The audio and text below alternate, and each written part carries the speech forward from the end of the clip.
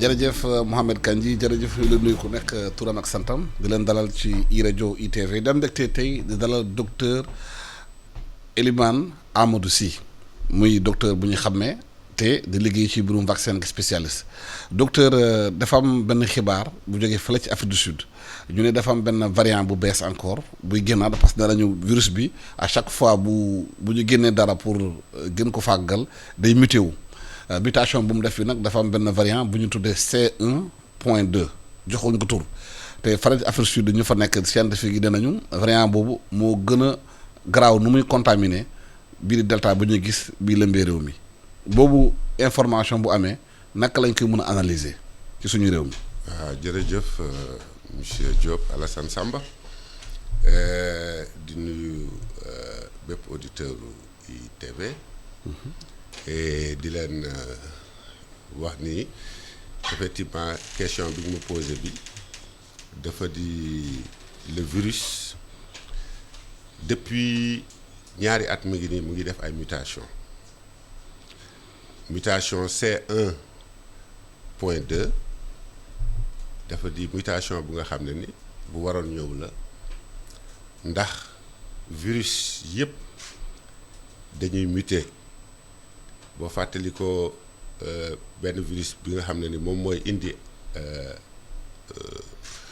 grippe moom at bu nekk dafay muter at bu nekk dañu war a changer vaccin bi donc virus bi nga xam ne ni moom mooy bu corona donc il faut que ñu xaar moom tamit mu def la même chose mais balaa C1.2 am na B1.351 boobu lañ njëkk wax ñu tuddee ko virus Afrique du Sud am na bu ko jiitu bi nga xam ne Angleterre la njëkk a feeñee muy virus 1.7 B1.7 boobu moo njëkk a feeñ waaye loolu yëpp dafa di amoon na mun naa am ay mutation yu bëri yu nga xam ne am na waaye mutation yi dafay changer melinu virus bi c'est-à-dire virus bi bu fekkoon ni par exemple moom dafay gaaw a wàlle walla dafay gaaw a indi gaaw a saqatloo nit walla di gaaw a indi fièvre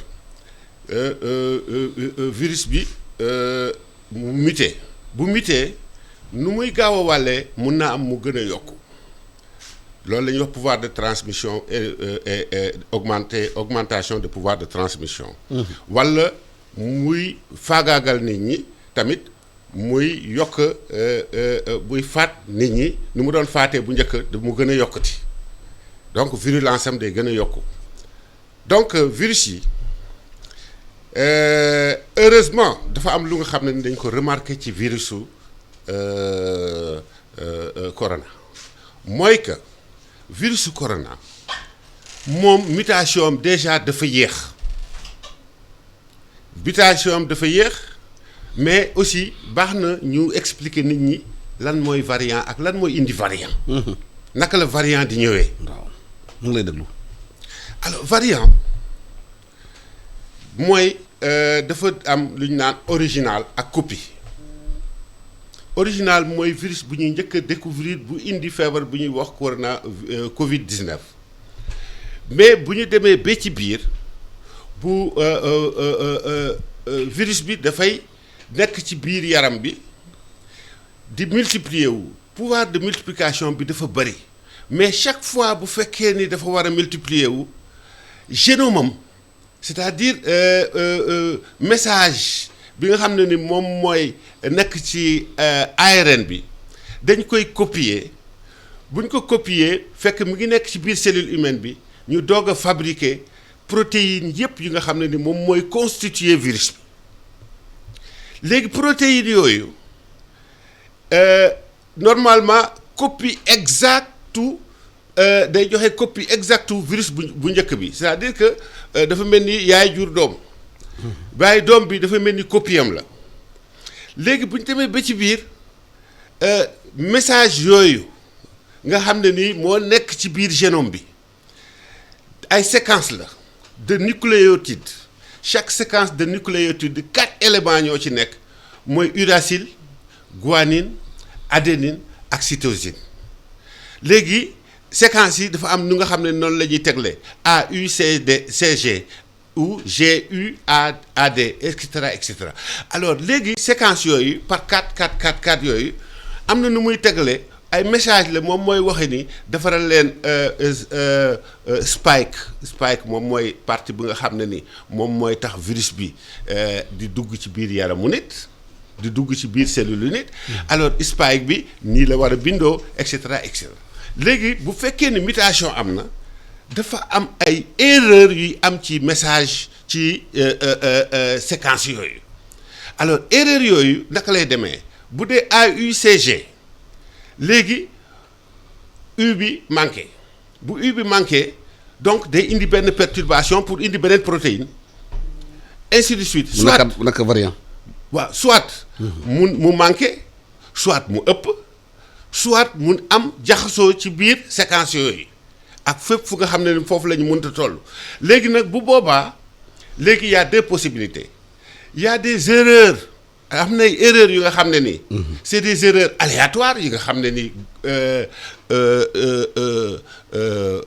garaawul du indi modification virus bu njëkk bi origine bi kii bi nu mu tuddati original bi. mais dina dem ba nga xam ne ni mun na boobu garaawul mais mun na dem ba nga xam ne ni après léegi nag foofu lay indi beneen façon wu melin bu nga xam ne ni loolu moom moo indi variant B1 ou bien mu indi variant B1 mooy bu Angleterre wala mu indi variant bu Afrique du Sud wala mu indi variant bu Brésil wala mu indi variant bu nga xam ne mooy bu Inde bi. waaw bu ñuy wax ni mooy le C12. waaw C12 boobu. waaw dañ ko signalé. waaw ci Afrique du Sud province yëpp signalé ko Chine. signalé ko Île Maurice. signalé ko Nouvelle-Zélande et Royaume-Uni mooy Angleterre. mais scientifique yi dañoo ne virus bi. taux de mutation bi dafa inhabituel. ak fréquence bi dafa gën a yokku. waaw noonu la. loolu moo tax nit ñi xaw a jaaxle. loolu c'est possible. alors. te nit ñi dañuy voyagé da jógee. waaw nit ñi dañuy dem di ñëw da jógee Angleterre da ñëw Sénégal. boo seetloo. bu ñu delluwaatee gannaaw tuuti.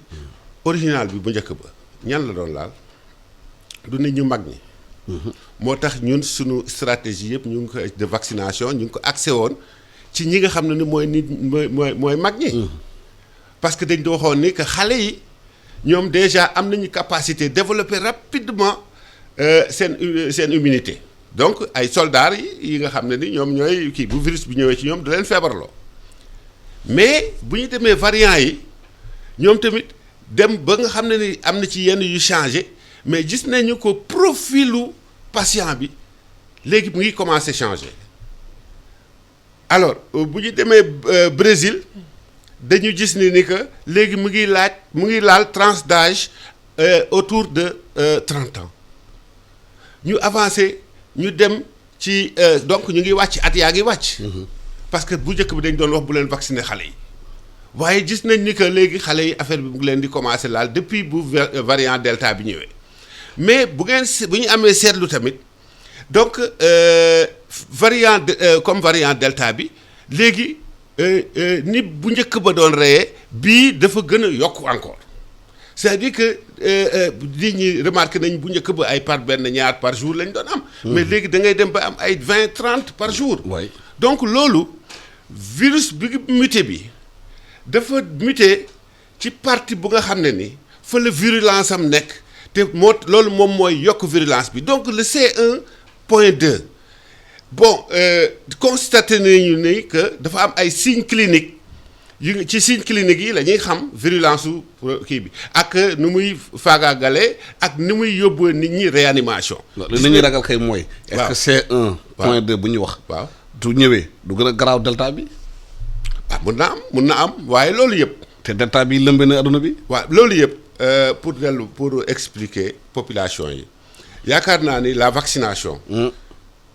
mooy ñàkku bu ñu xoolee kii virus la virus amul garab bu koy faj encore une fois de plus wax nañ ko waxaat ko léegi xool nañu ba xool à part mesure barrière yi nga xam ne ni mooy tax dañuy éviter di contaminer wu gis nañ ni que meilleure solution bi nga xam ne ni mooy pouvoir faire face à ce virus là c'est de se vacciner ça c'est un et deuxièmement il faut que nit ñi tamit ñu comprendre ni ñu xam ne ni que feebar bii demagul de. feebar baa ngi fii. chaque jour bulletin bi waaye vaccination bi gis nañ ci njëriñ. parce que waaw mais boo amee 17 millions d'habitants. waaw nga vacciner juste rek 1 million et quelque. loolu néew na de.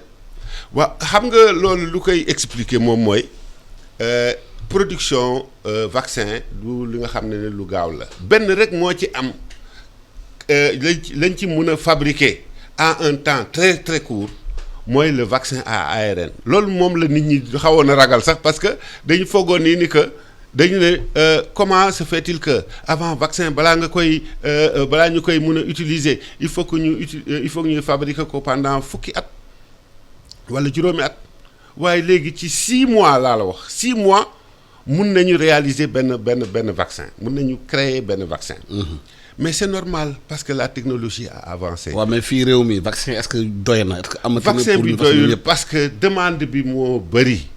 bien que am nañu léegi waxuma la juróom-ñett waaye juróom-ñeenti façon wu vaccin mais au fur et à mesure ñuy dem vaccin yi léegi dañuy xool bu ko nit ki di sukkandiku ndax dina leen indil ay yeneen feebar wala quelque chose comme cela pour ñu mun a def benn analyse pour dire que vaccin bi baax na wala vaccin bi baaxul mais aussi pour que vaccin ñu ne vaccin baax na il faut que au moins que boo jëlee téeméeri nit xaaj bi ci définition vaccin de il faut que nga jël xaaj bi mu wóor la ni xaaju population bi mun na développer immunité. xam nga ne nañu vaccin bi doyagul Sénégalais 17 millions lañu ou bien sax ëpp na ko xëy na ñu ngi dem ci ay événements yu rëy lu mel ni Màggalu Touba Gammu xëy na mu ngi ñëw kenn xamul xëy dañ koy reprendre ba dañ ko reprendre te ñu bëree vacciné guñu te nee nañu ku amul vaccin bi feebar bi dalay gaaw a daaneel. waaw problème am na. problème am na parce que gis nañ ni ko virus bi ñi mu gën a sonal surtout variant delta bi dafa di ñi nga xam ne ni vacciné wuñu woon. parce que constat bi ñu def ñu bëri taay bi génn àdduna dañoo vacciné wul. ñu bëri cas yu bëri waaw loolu ci statistiques yi jox wane na ko nee na ñëpp ñu nga xam ne ni feebar bi faagagal na leen disons 90% yi yëpp dañu vacciné wul woon. ñàkkuwuñu. donc ñàkku bi bu ngeen seetloo am na njëriñ parce que déjà nit day ñàkku waaye bu ñàkkoo loolu du tere virus bi di ko dugg mais bu ko duggee tamit bu ko indi feebar. comme amoon na ay soldats yu nga xam ne ni ñu ngi fii te préparé wu nañu donc signes cliniques yi ak coono bi day wàññeeku léegi mun na la indil fièvre mun na la indil ay courbatures defal la comme genre grippe yu ndaw yooyu waaye du la yóbbu réanimation. te réanimation lal amul. réanimation lal amul foofu tamit. oxygène bi amul parce que ñun tamit. maa ngi saluer quand même liggéeyu comité scientifique bi ba tax Sénégal ñu koy citer en exemple et sous la coordination du président qui est un scientifique et qui a quand même su gérer très tôt justement le Covid-19 au Sénégal loolu dañ koy saluer aussi gis nañ ni que bokk nañ ci réew yi nga xam ne ni ñoo njëkk jot vaccin waaye li ñu jotoon ci vaccin ça tournait autour de 300 000 waaw mu ngi tourné woon ci autour de 300 000 300 000 du dara. primo vaccination la ñuy def wala ñu jël ko xaaj ko ne 150 000 yi ñoom ñooy vacciné wu ñu dencal ñi nga xam ne dañu war a def rappel yeneen 150 000 yi parce que bu rappel bi buñ ko deful tamit dina dem ba nga xam ne ni vaccin bi dootul amati njëriñ. waaw mais am na réew yoo xam ne sax léegi dañuy def. troisième dose quatrième dose dañuy war a def troisième te wàcce âge xale yi ba 12 ans am na réew 12 ans léegi ñu commencé vacciner xale yu ndaw yi. waaw xam nga lu tax. pourquoi ñuy wàccee parce que variant yi ñëw yi léegi laalatul mag ñi rek day laal adulte yi te gis nañ ni sax am nay xale yu nga xam ne ni virus bi laal na leen ak ñi nga xam ne ni aussi ay jigéen wërul lañu. yóbbu nañ ay xale yu ndaw yóbbu na ay jigéen wërul.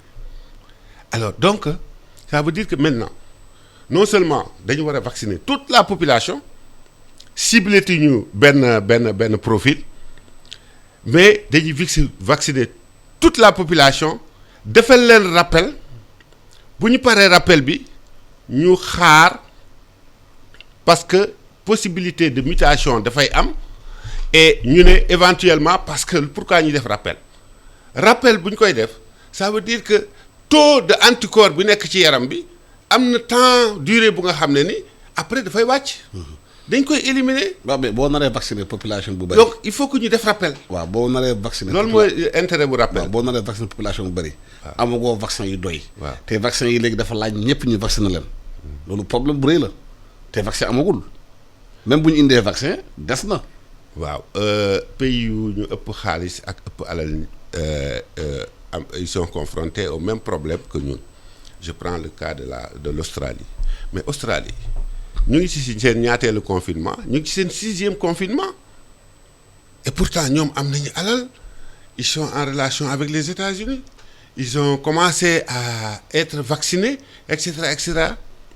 Mais teewul di pratiquement dañ leen di confiner ñun tamit léegi il faudrait que ñu dem dans ce sens-là. Confinement kay amul doom ci réew mi fii.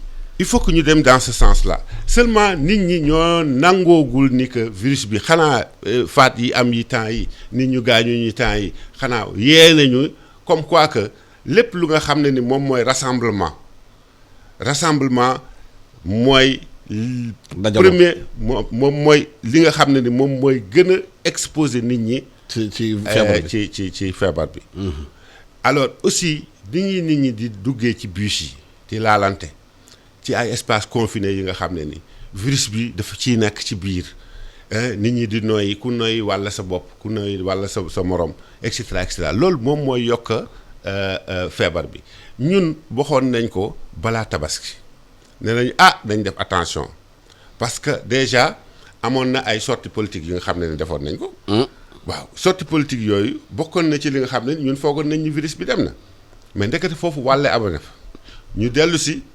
alors am na benn laboratoire bi nga xam ne mu ngi nekk fii Diamniadio commencé woon na déceler ak identifier virus Delta dugg na Sénégal te mu ngi développé bu baax mu defee ay signes alerte bu mu defee signe alerte ñu ngi nekkoon ci veille tabaski mais nit ñi xam nga sénégalais ku nekk da ngay bëgg a dem sa kër.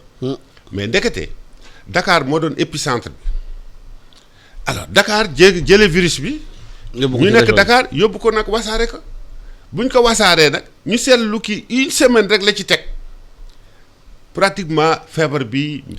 law te bu mu lawee nu mu ñëwee ni sax dafa. parce que en fait loolu mooy wane ni que. taux de transmission bi capacité de transmission bi dafa gaaw ci virus boobu. waaw gis naa ñu temps yëpp ci presse bi nit ñi di bind affaire yaa ngi baissé kii wàññeeku na dee wàññeeku na est-ce que loolu du naxe mbay.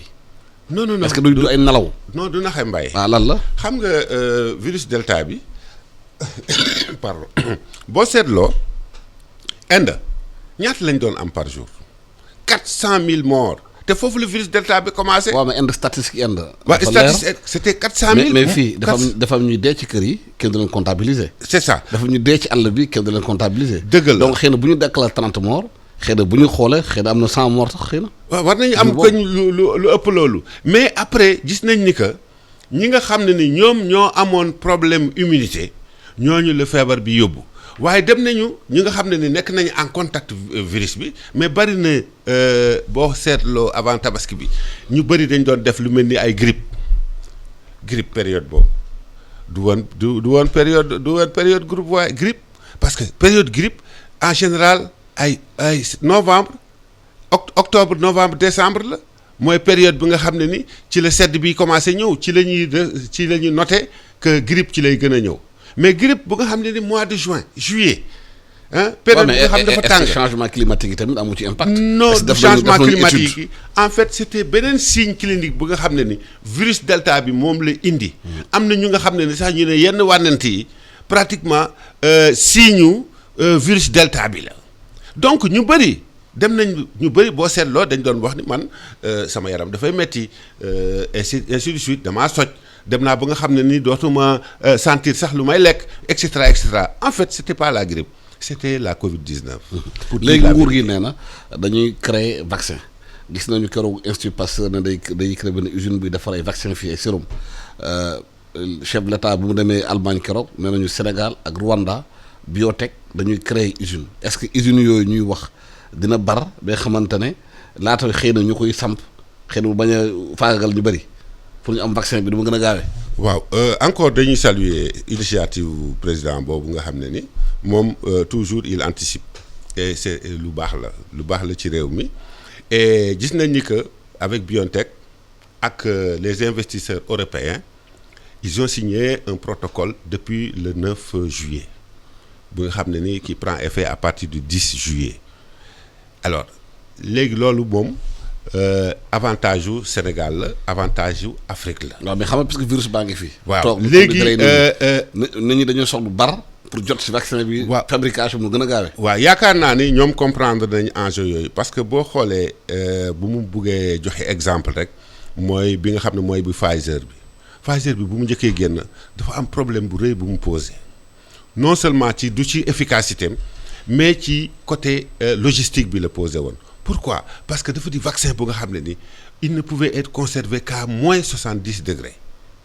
alors en ce moment on a eu dañu confronté woon à un problème de l'efficacité de l'AstraZeneca bi nga xam ne du indi ay effets secondaires ay thrombose ak yooyu on était confronté à un problème de l'inefficacité du vaccin AstraZeneca au niveau au niveau de l'Afrique du Sud ba Afrique du Sud ne ñoom duñ ko utiliser. Alors léegi France ban solution la joxe France ci course fabrication boo ngeen seetloo ci course fabrication virus yi mais la France a été les derniers ils ont été les derniers créé wuñu benn vaccin parce que aussi loolu noonu la science est comme ça et course la woon ñoom voie bu ñuy choisiroon pour créer vaccin bi bien que ñoom ils ont été les pionniers et les premiers en termes de vaccins si on cite Pasteur et cetera mais boo seetloo France créé wuñ vaccin. mais Sénégal fu ñu toll nii. waaw maanaam contrat yi ñuy signé ak biotech. waaw Sénégalais yu bëri xëy na dañoo soxla maanaam vaccin. donc vaccin manqué na. dañu bëgg laaj vaccin ban moment la ñu vaccin bi di mën a ñëw ñu teel si jot. kooku dépendrul ci man dépendrul ci yow ci ñi nga xam ne ni ñoom ñoo accepté ne dañuy monter ji usine bi fii ci Institut Pasteur. bi nga xam ne ni tubaab bi ñoo ko moom tamit il faut que ñu rappeler loolu. Sénégal am na ci ay parts. Sénégal am na ci ay parts parce que bokk na ci ñi nga xam ne ni mais ci turu. non tur bi Pasteur rek. waaye day waaw Institut Pasteur quand même ba léegi. parce que Alpha Sall ba léegi tubaab bi ñoo ko moom directeur expliqué na nee na tur Pasteur moo fa des. waaw waaye 95% des ressources yu fa nekk Sénégal ko moom léegi. effectivement disons que pratiquement boo xoolee le personnel tubaab yi ñoom ñëpp ñu ngi dem léegi ba ñu ay sénégalais ñoo fa nekk. mais léegi vaccin bi kan la ñu ko mën a ban moment lañ ko mën a xaar pour feebar bi ñu nekk ni bañ a di law variant yi di ñëw te vaccin amul. waaw ñu def comme ni France defoon. léegi ñoom dañu obligé woon indi li ñu naan concentré de vaccin ñu mettre que dans les conditions de conservation indi ko France indil ko benn usine bu nga xam ne ni moom mooy def la dilution et puis ñu multiplier les flacons de vaccin et puis à partir de ce moment léegi ñu dispatcher ko nit ñi mun ko utiliser à grande échelle mais seulement aussi am na beneen amélioration bu ñu def. mooy au lieu de moins 70 degrés. dem nañu ba wàcc ci les températures classiques qui se tournent autour de moins 20 degrés ba même jusqu'à moins 12 degrés moins 8 degrés pour permettre et là le vaccin ne sera efficace que pendant une durée assez limitée quand même alors ça va durer entre 10 et 12 jours et maintenant c'est comme ça que la France ils ont opté pour Pfizer et c'est comme ça qu'ils ont pu vacciner à très grande échelle à partir de l'usine qui est là-bas maintenant nous su fekkee ni par exemple les machines sont là qui permettent de faire cela on peut faire comme la France faire une dilution et rapidement on peut faire des millions et des millions et le Sénégal peut se vacciner ci wolof lañ na waaw Sénégal mën na vacciner wu mais aussi réew yi nga xam ne ni ñoo ñu wër comme Afrique comme Rwanda et cetera dinañ ci mën a bénéficier wu Voilà donc je pense que l'État sénégalais def na li mu waroon def léegi ñi nga xam ne ni ñoo ñuy permettre usine bi ñu monter ñoom ñoo war a accélérer le processus parce que maladie bi mi ngi fi te mi ngi def li mu liggéeyam. te ni nga ko waxoon sànq baamtuwaat ko fu ñu nekk nii vaccin bi rek moo nekk gu mu fii pour mën a daal wàññi feebar bi bu la laalee. waaw vaccin bi daal ku mën boo déggee vaccin ñëw na demal vacciné wu ndax boobu rek moom mooy solution bu nga xam ne ni au moins nit ki dina am chance génn ci feebar bi en attendant nag virus bi jóge fi waaye nañ fàttaliku tamit que virus bi incha allah dina dem waaye ragal naa ni dina yéex a dem dinañ dund ak moom tuuti donc nañ ko intégrer ci suñu programme. maa ngi lay nuyu di la gërëm di la sant ñu ngi koy intégrer suñu programme jël suñu masque yi di ko gën a wax nit ñi ñu gën a fagaru ci feebar bi mu ngi fii ba léegi ñu bëri yaakaar na ne feebar bi wàññeeku na dem na waaye mu ngi fii ci réew mi di lëmbee réew mi te bu ñu waxee bees te daal man ci bàyyi xel baar bees yenn saa dafa indi augmentation après te loolu augmentation lu ko indi fekk du ñu def mesure barrière yi ñu dañu ñaan jën ñëpp bëccëg jàmm ak salaam leen ñaan yàlla musaluñ ci virus bi musal képp nga xamante ne yaa ngi daw virus bi yàlla defal la si jàmm ak salaam ñu ngi gërëm di leen sant di remercier docteur Elimane Amadou Sy nekk docteur spécialité des vaccins nekk médecin militaire nekk auditeur aussi consultant ñu la gërëm di leen sant ñaan bëccëg jàmm jërë ngeen jëf.